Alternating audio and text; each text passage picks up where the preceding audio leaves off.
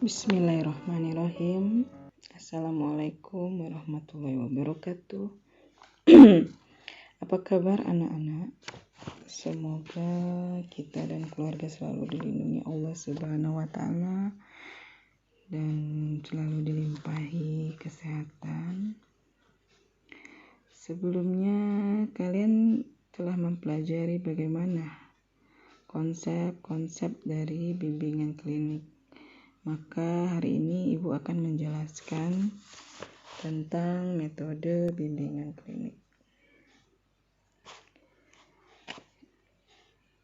Definisi dari bimbingan klinik itu adalah seorang yang diangkat dan diberikan tugas oleh institusi pelayanan atau pendidikan kesehatan untuk memberikan bimbingan kepada mahasiswa yang sedang mengikuti pembelajaran praktik klinik di rumah sakit. Kemudian coaching atau bimbingan klinik adalah proses membimbing peserta didik dalam tim kerja dan proses bagaimana mengembangkan kesadaran diri peserta didik dengan melakukan tatap muka atau praktik langsung.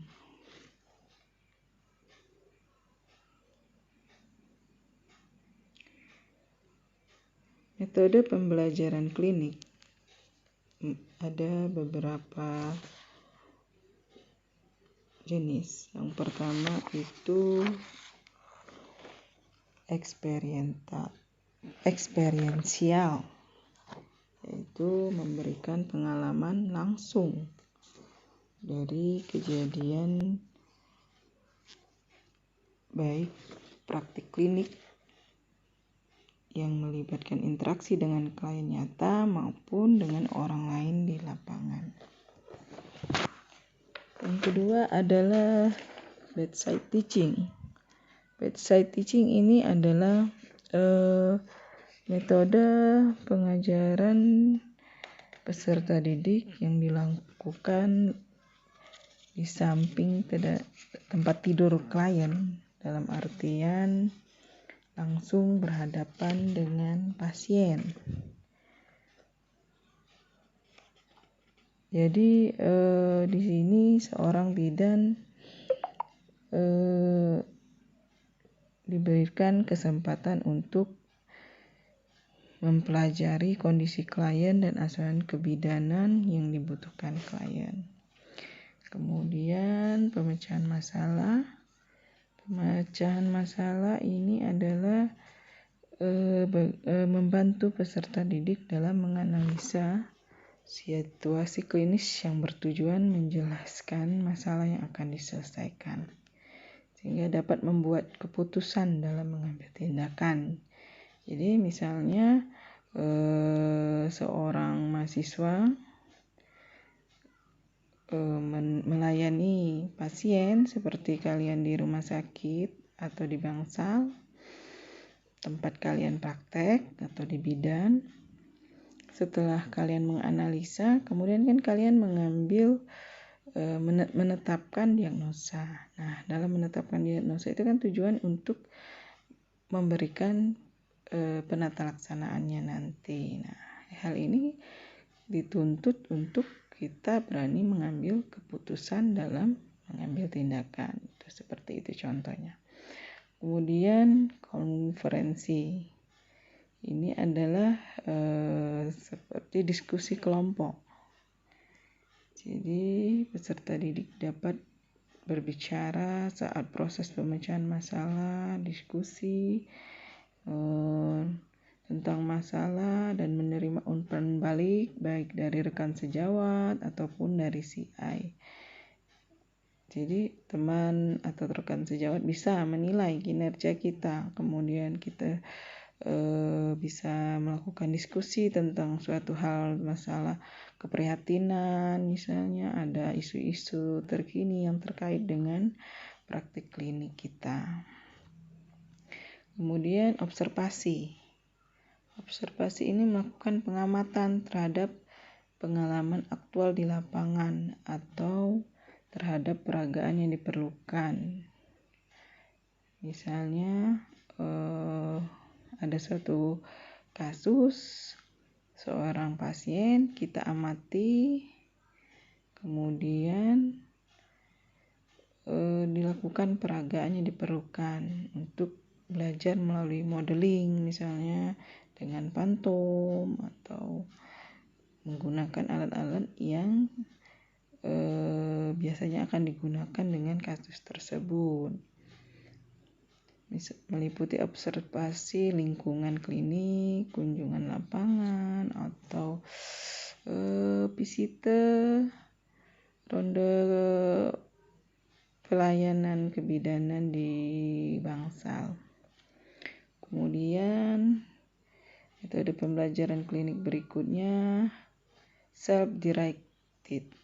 Itu didasari oleh konsep pembelajaran fenomenologik yang menyadari pembelajaran sebagai suatu proses individu yang memerlukan keterlibatan aktif peserta didik. Jadi di sini mahasiswa dituntut untuk terlibat aktif dalam setiap kasus yang dialami pasien. Jadi tidak hanya melihat dan menunggu, tapi harus ada gerakan aktif apa yang harus dilakukan terhadap kasus ini atau pasien ini. Jadi metode ini memberikan tanggung jawab pembelajaran dominan pada peserta didik. Kemudian yang perseptorship ini adalah modeling. Jadi mahasiswa melihat bahwa seorang bidan ini yang bekerja di rumah sakit atau bekerja di BPM-nya itu sebagai suatu role model. Mahasiswa boleh mengamati, kemudian bisa melakukan seperti apa yang dilakukan oleh tenaga medis tersebut. Kemudian kalau mentorship,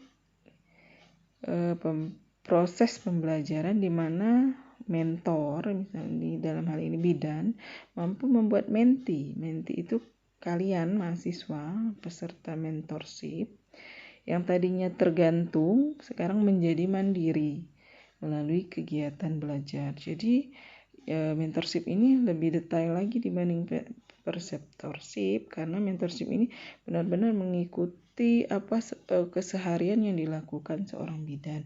Misalnya kalian melakukan praktik kebidanan komunitas kan, tinggal di rumah bidannya. Nah, di rumah bidan itu kalian mengamati bagaimana kehidupan bidan ini di masyarakat. Kemudian si bidan, si mentor ini mengajarkan ke kalian, mengajak kalian kemanapun, misalnya bidannya mau ke posyandu, mau penyuluhan kemana, itu diikuti. Nah, jadi ini lebih terlihat lagi, lebih profesional lagi, kelihatan bahwa bidan itu profesional. Kemudian sasaran bimbingan. Sasaran bimbingan ini yang pertama itu pengungkapan, pengenalan dan penerimaan diri. Jadi di sini melalui proses bimbingan diharapkan dapat membantu mahasiswa untuk mengenali dirinya, baik dari segi kemampuan maupun keterbatasan. Ya, jadi di sini mahasiswa itu lebih mengenal dirinya. Ya, diharapkan. Jadi mahasiswa lebih mengenal dirinya, bagaimana keterbatasannya atau kelebihannya. Diharapkan seorang pembimbing itu mampu membuat mahasiswa ini mampu mengenali dirinya dari berbagai segi. Kemudian yang kedua, pengenalan terhadap lingkungan. Lingkungan dari proses bimbingan seharusnya merupakan lingkungan dengan iklim yang kondusif, sehingga akan memudahkan mahasiswa dalam menyesuaikan diri nanti dengan lingkungan yang ada di sekitarnya. Jadi makanya kalau kita praktek di lapangan itu dari institusi mencarikan tempat yang memang kondusif untuk kalian. Kalau yang misalnya pertama-tama ternyata di angkatan kalian kecolongan nih, kecolongan dapat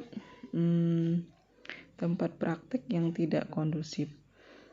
Akhirnya kalian mengadukan ke pendidikan.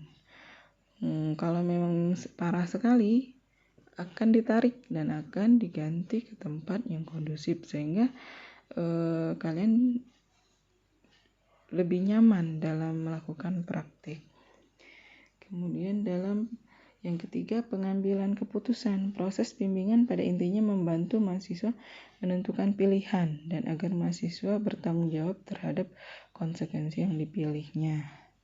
Jadi kalau seorang mahasiswa dalam praktik klinik ditugaskan misalnya mengambil kasus dan dia sudah memutuskan mau mengambil kasus itu, dia harus bertanggung jawab sampai tuntas dapat memecahkan permasalahan si klien tadi sampai benar-benar selesai dan bertanggung jawab atas keputusannya sendiri. Kemudian yang keempat, pengarahan diri. Mahasiswa yang dibimbing akan berani melaksanakan keputusan yang ditetapkannya dan berusaha mengarahkan dirinya pada kegiatan yang menguntungkan. Jadi mahasiswa tadi dibimbing untuk berani mengambil keputusan. Jadi seorang CI itu ketika di lapangan tidak hanya misalnya memberikan langsung gitu apa yang harus dikerjakan, pada apa yang dikerjakan, tapi digiring, diusahakan, diarahkan biar mahasiswa itu sendiri yang dapat mengambil keputusan dan menetapkan apa yang harus dia lakukan terhadap ini klien gitu. Jadi tapi jangan sampai membahayakan si mahasiswa tadi. Jadi seorang pembimbing ya harus tetap melakukan bimbingan dan terarah.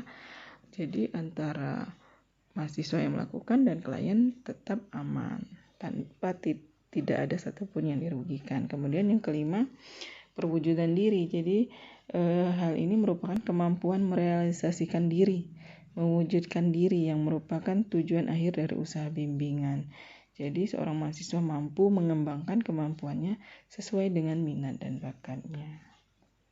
Jadi mahasiswa di sini sudah lebih merasa dirinya sudah seorang bidan yang sesungguhnya.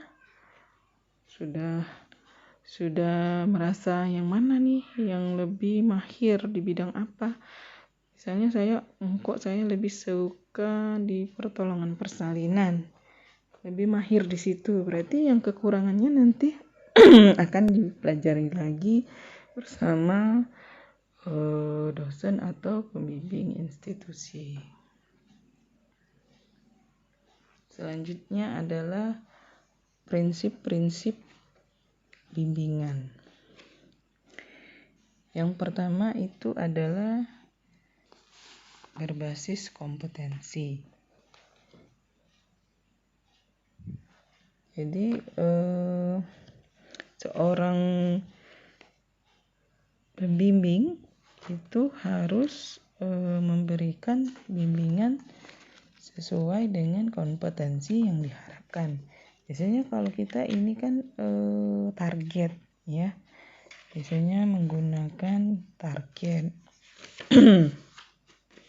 Jadi biasanya kan kita membawa ini target dan biasanya pembimbing institusi itu menjelaskan juga kepada CI lapangan apa saja target yang diberikan oleh pendidikan.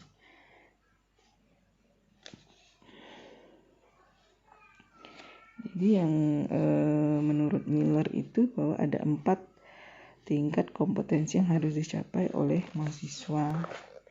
Yang pertama itu knows, jadi tahu. Kemudian knows how, tahu dan bagaimana.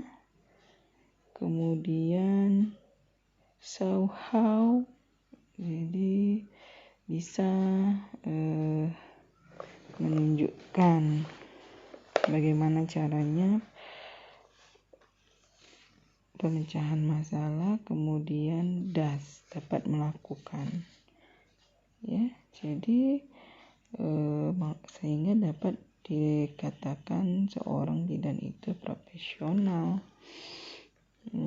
Jadi yang pertama dia tahu, mengetahui, kemudian know itu mengetahui, kemudian kedua dia mengetahui bagaimana hal itu terjadi, misalnya satu kasus. Yang ketiga menunjukkan bagaimana, show how, misalnya bisa menunjukkan bagaimana nih hal ini bisa terjadi gitu. Yang keempat dapat melakukan ya memberikan penata laksanaan dengan baik. Jadi berdasarkan piramida Miller, pembimbingan di klinik terutama harus menitik beratkan tingkat melakukan, yaitu melakukan praktek dari kompetensi klinik seperti anamnesis, pemeriksaan fisik, penegakan diagnosis, pengolahan data, komunikasi konseling ke pasien. Kemudian yang kedua berpusat pada mahasiswa, yaitu proses pendidikan yang dilakukan harus tertuju kepada setiap kebutuhan, kemampuan, ketertarikan, dan gaya belajar mahasiswa. Jadi tanpa dipilah-pilah mana mahasiswa yang pinter, mana yang bodoh, pokoknya selagi dia mahasiswa ya harus kita bimbing sesuai kebutuhannya masing-masing. Jadi benar-benar berpusat dengan mahasiswa. Peran utama pengajar klinik dalam proses pendidikan adalah sebagai fasilitator. Prinsip inilah yang menentukan peran mahasiswa menjadi lebih aktif dan bertanggung jawab terhadap proses pembelajarannya. Kemudian yang ketiga, berbasis layanan pasien,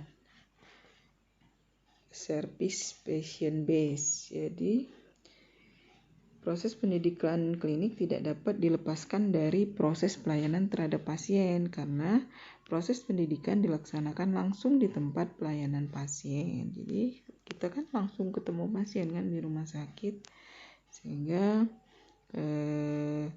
hal ini harus sangat diperhatikan, keamanan pasien, pelayanan terhadap pasien. Apalagi kalau di Bangsal kan memiliki kekuatan sebagai tempat pembelajaran pasien secara terpadu karena umumnya melibatkan berbagai bidang profesi kesehatan dan kadangkala melibatkan lintas bidang, misalnya kedokteran gitu, atau keperawatan. Kemudian yang keempat, pembimbingan sesuai dengan kebutuhan mahasiswa. Jadi bimbingan ini fleksibel dengan kebutuhan mahasiswa, jadi memiliki makna sesuai dengan perkembangan proses belajar dan perkembangan kemampuan mahasiswa. Jadi kalau mahasiswanya baru di PK1 misalnya, praktek klinik yang pertama, ya model bimbingannya kan masih bimbingan penuh, tidak langsung dilepas. Jadi harus melihat kemampuan mahasiswanya, jangan langsung dilepas gitu tanpa memikirkan keselamatan klien juga gitu. Hal ini jadi mampu memicu dan menilai tingkat dan kebutuhan mahasiswa untuk kemudian menyesuaikan pendekatan pengajarannya berdasarkan kedua komponen tersebut. Iya tadi yang Ibu bilang tadi bahwa kan biasanya dilakukan pretest juga di rumah sakit atau di lain praktek, itu gunanya untuk melihat kemampuan kalian batas mana. Dan biasanya dari pihak pendidikan juga sudah menekankan bahwa nih mahasiswa nih baru turun, jadi harusnya ia dapat, misalnya yang baru turun ya bimbingan penuh, jadi tidak langsung dilepas. Tuh. Kemudian pembimbingan. Yang kelima itu pembimbingan. Pembimbingan dalam pendidikan klinik adalah bentuk kegiatan pengajaran yang utama. Untuk kegiatan pembimbingan di pendidikan klinik, itu menurut Dornan et al. 2007 menekankan bahwa pentingnya pemberian kesempatan dan dukungan kepada mahasiswa untuk menerapkan kompetensi klinik, karena itu adalah faktor penting untuk menjadi seorang tenaga kesehatan yang kompeten. Jadi pembimbing harus memberikan kesempatan untuk mahasiswa berkembang, mulai dari sekedar observer, mengamati secara pasif, sampai menjadi pelaku utama dalam melakukan kompetensi klinik. Yang harus diperhatikan dalam hal ini adalah tingkat kemampuan mahasiswa lagi. Jadi harus perhatikan tingkat kemampuan mahasiswanya, jangan langsung diberikan, langsung dilepas melayani pasien padahal dia belum mampu. Kemudian yang keenam itu terstruktur. Jadi pendidikan klinik harusnya dilakukan secara terstruktur yang memiliki pengertian bahwa kegiatan pendidikan klinik yang teratur dan terukur. Teratur itu menunjukkan kejelasan bahwa dia berkesinambungan, keterpaduan, dan keteraturan proses antara kegiatan belajar mengajar, kegiatan penilaian, dan kegiatan pendukung lainnya. Yang termasuk dalam proses ini adalah kejelasan panduan, makanya kita ada buku panduan, kemudian ada jadwal kegiatan, biasanya ini ada di proposal. Di proposal itu lengkap, ada jadwalnya, ada metodenya, tempat praktiknya dalam proposal itu biasanya. Dan terukur, biasanya terukur itu untuk menilai bahwa dia terukur dengan dilakukan evaluasi. Makanya kalian biasanya dilakukan ujian praktek, mestinya di lahan. Kalau tidak memungkinkan, kadang-kadang kita di laboratorium dengan settingan seperti di lahan. Kemudian yang ketujuh ini adalah penjaminan mutu, quality assure. Jadi pendidikan klinik harus dijamin mutunya melalui suatu sistem penjaminan mutu. Biasanya di rumah sakit tuh ada memang bagian penjaminan mutu ya. Kalau di rumah sakit, kalau di BPM ya tidak ada. Rumah sakit puskesmas ada biasanya. Itu penjaminan mutu itu artinya program untuk melaksanakan pemantauan, evaluasi, dan koreksi sebagai tindakan penyempurnaan atau peningkatan mutu yang berkelanjutan dan sistematis terhadap semua aspek pendidikan, baik sarana, prasarana, pengelolaan, kepemimpinan, proses pengelolaan, keluaran, dan dampak. Jadi harus disesuaikan dengan visi dan misi, tujuan dan nilai institusi pendidikan, baik pihak eksternal maupun internal. Ya, jadi penting bagian mutu ini karena harus menjamin semua sampai akhirnya outcome-nya juga dinilai. Hasil yang dicapai oleh mahasiswa, bagaimana dia keluarnya setelah selesai praktik kliniknya, apa kemampuan yang didapatnya, sudah layak atau tidak untuk memberikan pelayanan dengan pasien gitu. Dan kita bisa melihat dari pelayanan yang diberikannya, keberhasilan pelayanannya. Mungkin untuk topik yang ini akan Ibu lanjutkan lagi pada slide yang berikutnya nanti pada waktu yang berbeda. Terima kasih. Wassalamualaikum warahmatullahi wabarakatuh. أن تكون مثلك يا عائشة بنت أبي بكر.